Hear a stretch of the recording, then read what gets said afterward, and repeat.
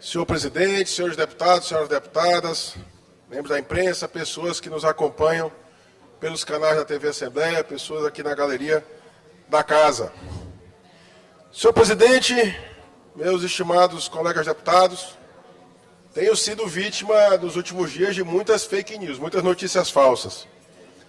Dentre tantas elas, subo à tribuna hoje para explicar uma, já que o tempo aqui na tribuna tem sido muito raro e caro para meu mandato.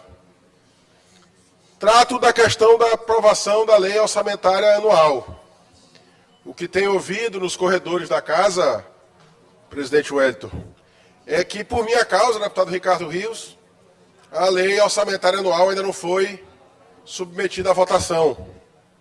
E que por conta disso a Assembleia não entrou e não entrará de recesso, uma vez que as normas vigentes prevêem que a Assembleia só pode entrar de recesso após a aprovação da lei orçamentária anual. Não obstante, o dia previsto para o recesso é o dia 22 de dezembro, ou seja, no próximo domingo.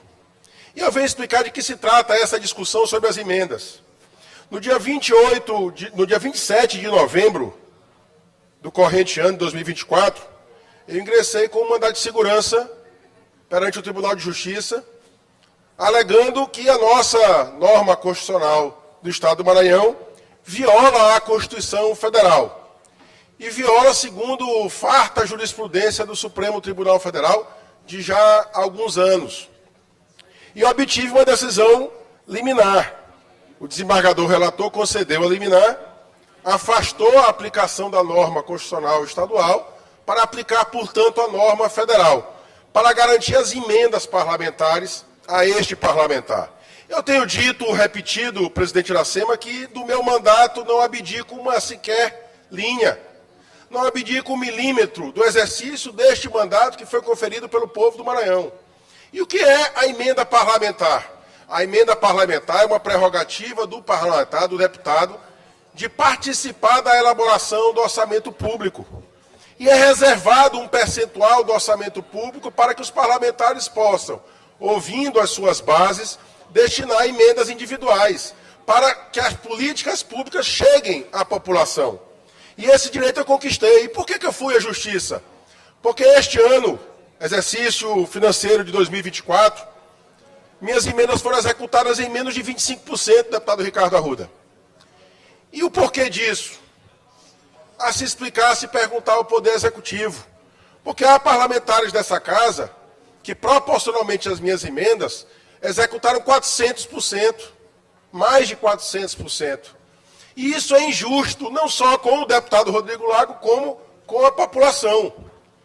Pois bem, obtida a decisão judicial que me garante o direito de apresentar as emendas neste percentual correto, nesse valor correto, e que elas sejam executadas pelo Poder Executivo, nos termos da Constituição, e a execução é obrigatória tanto pela Constituição do Estado como pela Constituição Federal de forma equitativa, ou seja, pagou R$1, R$1 de uma emenda de um parlamentar, tem que pagar de todos os 42 parlamentares.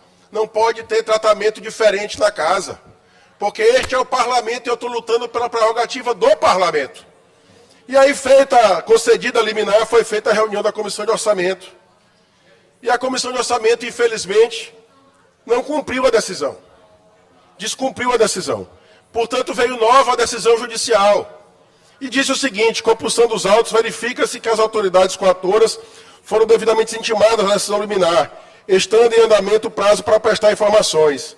Acrescente-se que a referida decisão está em plena vigência, o que significa que o seu cumprimento é obrigatório, sujeitando as autoridades que venham a descumpri-lo, sejam responsabilizadas civil, administrativa e penalmente. Ou seja, basta cumprir a decisão judicial e a LOA pode ser votada no plenário da Casa.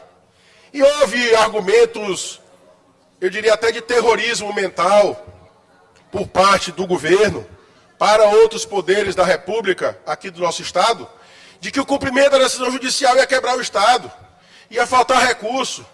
E não é verdade. Basta que seja feito o confronto da reserva de contingência dos últimos exercícios financeiros. Por exemplo, em 2022, Nós tivemos na lei orçamentária anual de reserva de contingência apenas 279 milhões de reais. No exercício seguinte, 2023, 368 milhões de reais. Finalmente, neste exercício financeiro, nós tivemos 571 milhões de reais. E se cumprida a decisão rigorosamente nos seus termos, nós teremos para o exercício seguinte 527 milhões, ou seja, valor altamente compatível com o desse exercício financeiro, valor bem maior do que o exercício financeiro passado. Ou seja, o governo não cumpre a decisão porque não quer. E é essa a minha ponderação aqui na tribuna. O deputado Carlos Lula tem dito e repetido que o governo deixou de ser de unidade porque não dialoga. E é exatamente esse momento que nós estamos vivendo. Basta o diálogo. Basta o diálogo para que a Constituição seja cumprida, os mandatos parlamentares sejam respeitados com as suas devidas prerrogativas parlamentares. Conclua, deputado. Portanto, se há alguém que não quer colocar a lei orçamentária em votação, esse alguém não é o deputado Rodrigo Lago. Ao contrário, achava que na semana passada a Assembleia aprovaria a lei orçamentária cumprindo uma decisão do Poder Judiciário. E só para concluir, esse processo, na verdade são 4 processos, porque vários parlamentares entraram no Poder Judiciário, já passou pelas mãos de 8 desembargadores. Nenhum deles cassou a decisão.